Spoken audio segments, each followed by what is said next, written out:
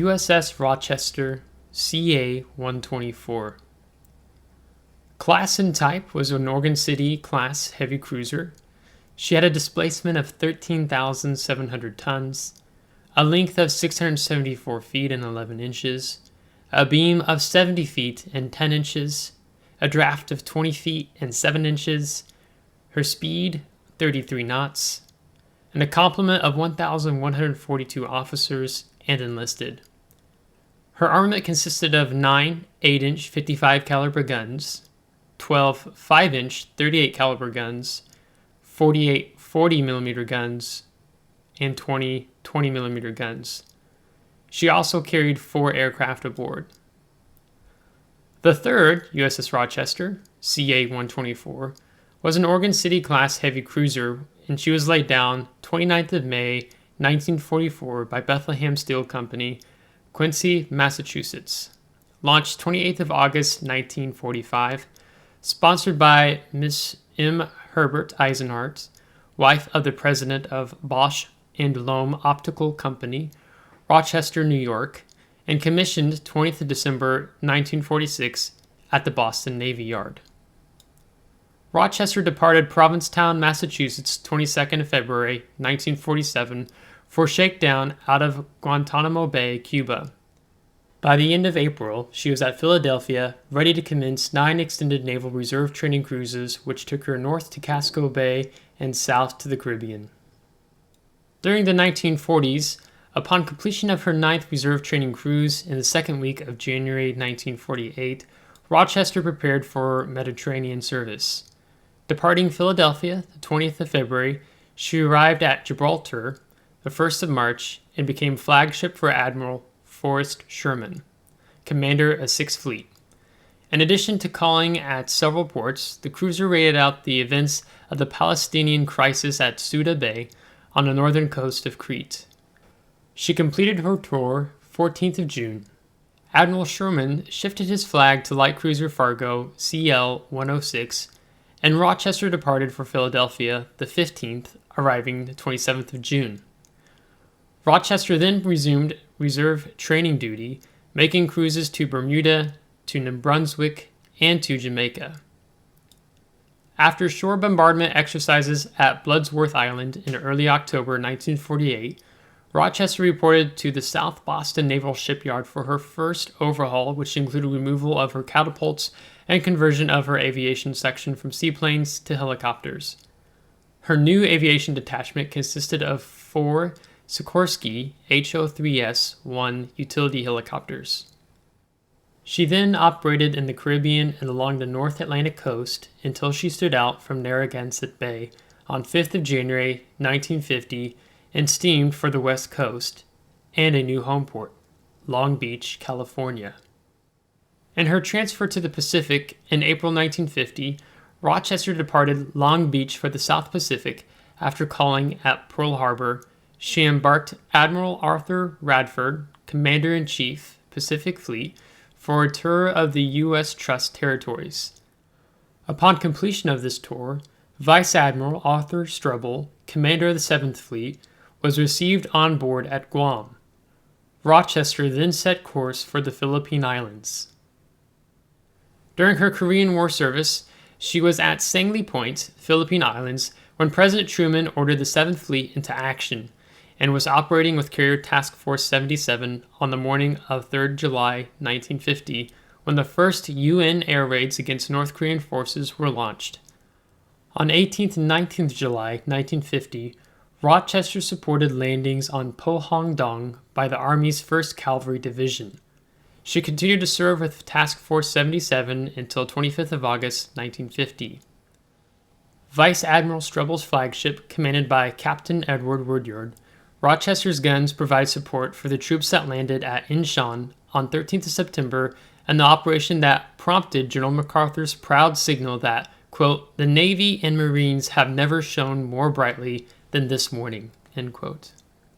Just before daylight at 0550 on 17th of September, a North Korean Yak-9 and an Illusion IL-2 made an attack run on the cruiser Rochester anchored off Walmy Do. Initially, the aircraft were thought to be friendly until they dropped 4 bombs over the American ship. All but one missed, and the one that did hit smashed the Rochester's crane and failed to detonate. There were no American casualties in the skirmish, and they painted a Purple Heart on the crane as a reminder of how close the ship came to being heavily damaged. After the bombing of the Rochester, she and the nearby cruiser, HMS Jamaica, opened fire with naval guns.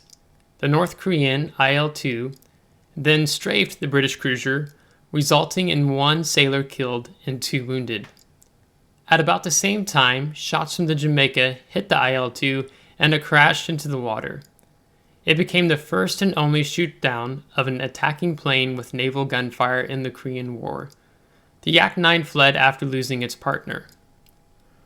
During the months of October, November, and December, Rochester operated continuously along the Korean coast for 81 days, providing gunfire support to troops ashore and serving as a mobile helicopter base.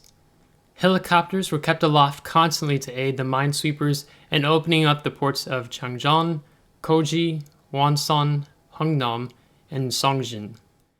In addition to destroying 6 mines by her own gunfire, the cruiser controlled naval air operations in the Wonsan area during the 10 days preceding the arrival of landing forces. Her helicopters also aided in the rescue of survivors from the minesweepers Pirate AM-275 and Pledge AM-277, sunk in Wonsan Harbor. During 198 days of operations against the communist forces in Korea, she steamed over 25,000 miles and expended 3,265 8-inch and 2,339 5-inch projectiles. Rochester then called at Sasebo, Japan, and on 10th of January 1951 headed for home, arriving at Long Beach 30th of January. 10 days later, she steamed for her scheduled yard overhaul at Mare Island Naval Shipyard, San Francisco, which took her through May. During refresher training in the Long Beach, San Diego area, Rochester assisted in training crews for the ships that were being taken out of mothballs. She departed Long Beach the 27th of August, 1951, for training in the Hawaiian area, after which she steamed for Yokosuka, Japan, arriving there the 21st of November. On the 28th of November, she blasted Kosong with more than 250 rounds of high explosive. She then ranged the entire northeastern Korean coastline, bombarding ground targets while her helicopters flew rescue missions for Task Force 77 aviators. Into the spring, she continued harassment and interdiction missions along the eastern coast of Korea. In early April 1952, she spent a week as flagship of the blockading and escorting forces on Korea's west coast, and in late April, she steamed for her home port. May through October was given over to in-port time at Long Beach and to coastal training operations. In November, the cruiser departed for another Western Pacific tour, arriving back on station as a unit of Task Group 77.1, being a support group, in the waters off eastern Korea the 7th of December. After spending the winter months in harassment and interdiction missions and other operations with the Fast Carrier Task Force, Rochester steamed home, arriving in Long Beach, California the 6th of April, 1953. Post-Korean War and Fate. During her regularly scheduled yard period at Mare Island, 4th of May to 7th of September 1953, her 20mm and 40mm batteries were replaced with 3-inch 50 caliber rapid-fire guns. Coastal refresher training was followed by a 5th of January 1954 departure for the Western Pacific. The normal exercises and port calls of a Western Pacific deployment ended with her departure from Yokosuka 29th of May for the West Coast. In February of 1955, Rochester served on her 5th Western Pacific deployment, completing that cruise the 6th of August and arriving at her home port the 22nd. An overhaul at the San Francisco Naval Shipyard commenced the 19th of November 1955 and was completed the 7th of March 1956. Thence came refresher training and preparations for yet another Western Pacific deployment. This sixth Pacific tour commenced 29th of May when Rochester and her escorts stood out of Long Beach. It was the 16th of December when the ships returned to home port. The first week of June 1957 found Rochester in San Francisco, where she acted as flagship for Fleet Admiral Chester Nimitz as he reviewed the First Fleet. Returning to Long Beach the 18th, she resumed local operations and exercises until her departure on the 3rd of September for her 7th Western Pacific deployment. She returned to Long Beach the 24th March 1958, and 2 more Western Pacific deployments followed, 6th of January to 17th of June 1959, and 5th of April to 29th of October 1960.